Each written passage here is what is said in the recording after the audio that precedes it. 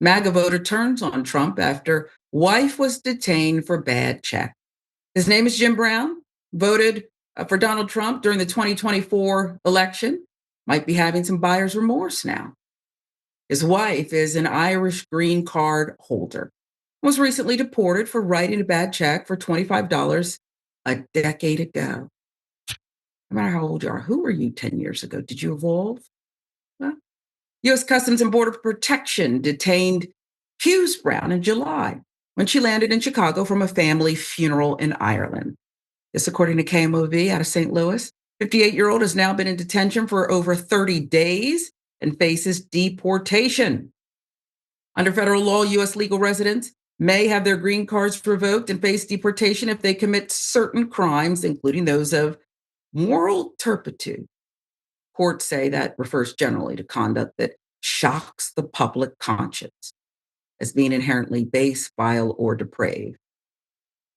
Bad check for $25. Nah. That's just me. And I'm not saying you can't go around writing bad checks. I don't know the circumstances. Perhaps it was a mistake. But again, inherently base, vile, or depraved. If we deported everyone who wrote a bad check in this country, we would have so much land. There would be like 11 people who could roam this country freely. It's absurd, and to bar someone for that is such a low bar to bar someone. 10 years ago, what are we doing here, folks? 10 years ago, come on. And then if you don't care about this whole moral thing, but you're just like, the money. Do you know how much it costs to detain someone for 30 days? $25, 30 days, $25. Come on, stop. Well, there's the bank fee, Sharon. You're forgetting the bank fee. So it's 25 plus the, That's right. That's right. Because then it's is it $30? Yeah. They want to really go, it might be 45 now. Right. Unbelievable. But there's more. Court documents reviewed by KMOV reveal Hughes-Brown once wrote a bad check for $25 a decade ago, which she paid back and served probation for. However, according to her husband, the government argued that her offense involves moral turpitude. Jim Brown telling Fox affiliate KMOV, it's crazy that this is happening. It's just crazy that this is even allowed in this country. That's the problem. It shouldn't even be thought that this should be okay. Trump advertised that he was getting criminal illegal immigrants and deporting them, which I don't disagree with, but that's not what he's doing. Didn't he say, like, the worst, most violent ones? Correct me if I'm wrong, right? That they were bringing drugs and things, right? And committing assaults. And that's what he really said. Yeah. Brown told KMOV he reached out to his Republican representatives, Eric Schmidt, Josh Hawley, fist in the air, as well as to ICE and the White House, but hasn't quite heard back yet. Missouri Governor Mike Kehoe, also Republican, sent Brown a letter telling him, hey, look, man, it's a federal issue. I added the look, man, but he didn't help in any way. He's just like, look, man, but at least he responded. There was a GoFundMe created to raise legal fund help. As of 9:30 a.m. on this day, it's raised $10,927.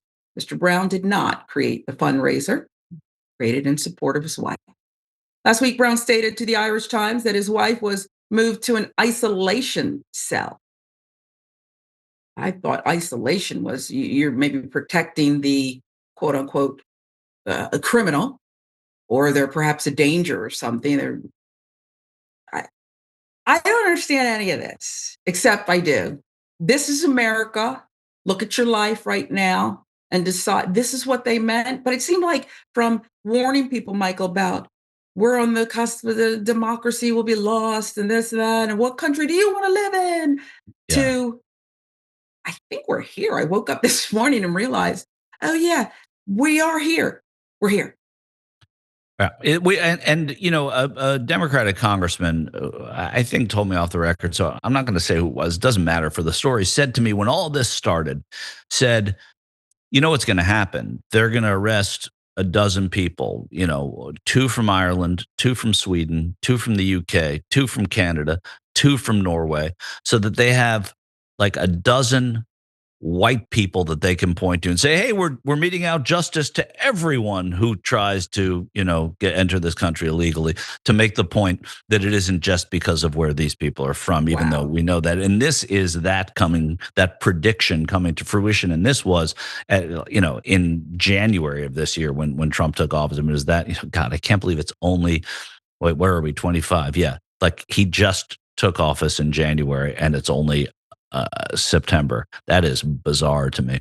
But as I said it, I had to stop and reflect on it. But so anyway, that prediction was accurate now. So we see a woman from Ireland, who I presume, without seeing her, does not look as if they are from Guatemala, and that is so they can point to these cases. So it doesn't surprise me that Senator Schmidt and Hawley and Governor Keogh are not trying to do something, because this is part of some kind of an idea that they have about how to execute this policy. Yeah, and I would just, as a follow-up, be curious if that same unnamed congressman also predicted that for the 12 white people slated for deportation, if they also knew that the Trump administration would bring in double that amount of Afrikaners. Right. I mean, we're going to have these people who stole the land and then were mad because somebody was trying to reparations or something. We'll see. We'll see. We will. This is a fascinating time to be alive, and fascinating can be, I mean, define it in a couple of ways. Okay. This is an awesome time to be alive. I don't mean like awesome as in awesome. I mean like I I don't know. The truth is, Michael, I don't know what's going to happen next. And as a journalist, somebody who is curious and wants to observe, that can be exciting. It can also be like knot in my stomach, fear. I don't leave the house. I run out quickly, sometimes in my bathrobe, and I check the mail. It's right on the side of the house under the carport. And then I go right back in.